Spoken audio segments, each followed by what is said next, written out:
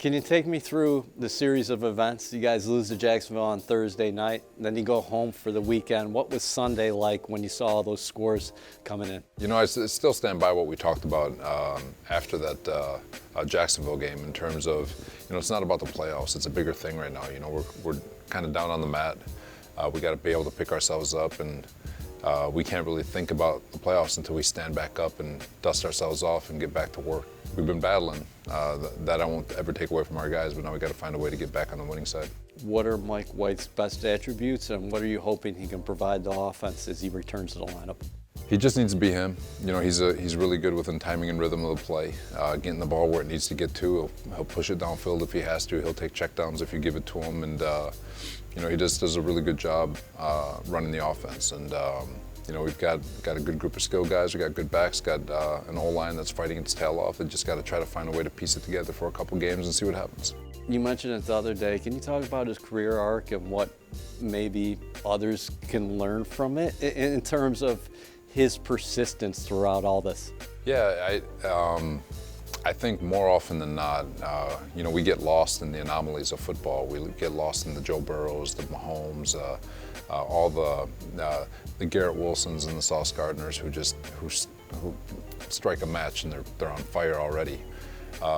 I'd say 95% of the league took time. Took a year, 2 years, 3 years, 4 years to find their stride. And you get to look at a guy like Quincy Williams on our team who Jacksonville gave up on, and young man's playing good football for us. And you know, and you look at a guy who we're about to play, Geno Smith, who's kind of bounced around but has kind of found his niche. And so it takes time. So you look at a guy like Mike White, who started in Dallas and gets cut from Dallas. He gets claimed here and he gets cut 3 or 4 times or whatever it was here. And we come in and, you know, he's done a really nice job just continuing to keep his head down, continue to work, and take the coaching that has been provided to him by Rob and Mike LaFleur, and he's doing a really nice job. And people forget he's only started, 7 games or something like that. So he's still a pup in terms of just overall play.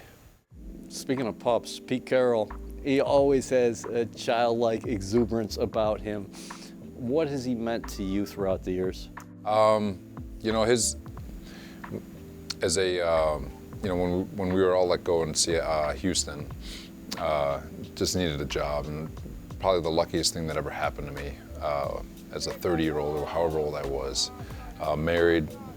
We had 1 child, 3 months old. To go there and to learn so much about myself, not even just aside from the game of football, because there was a lot of learning from a football standpoint, but to learn about myself because of the things that he challenged us on from a character standpoint as individuals. How are we developing ourselves as coaches? He was instrumental in all of it, and very thankful for him. What was that experience like, 2011 to 2013? Because I think it ended with you getting a championship ring right here at MetLife Stadium. Yeah, you know, you learn that you can do things different. You know, God, I was a QC and we had the #1 defense in football, and I was home by 8 o'clock every night to put my kids to bed. You know, we ended up having 2 more in Seattle. But you know, and it's not necessarily that, oh well, we didn't work. It was just efficient and confident in what we were doing and the way we were teaching our players, and just being with Gus Bradley and Dan Quinn and Ken Norton Jr. and all those guys, and just the what is scheme and what is football and what are we actually trying to get done, and are we using our time wisely, or are we wasting it guarding our desks? And just the whole thing meant, you know, just the whole experience was eye-opening. And then obviously for me as a father, a friend, a husband, all of it, a sibling, son, and it was just a tremendous learning experience. How about your battles over the years with the Seahawks when you were in San Francisco? Oh, even when we were in, it just seemed like even when I was in Seattle, that war with San Francisco, there was always that battle.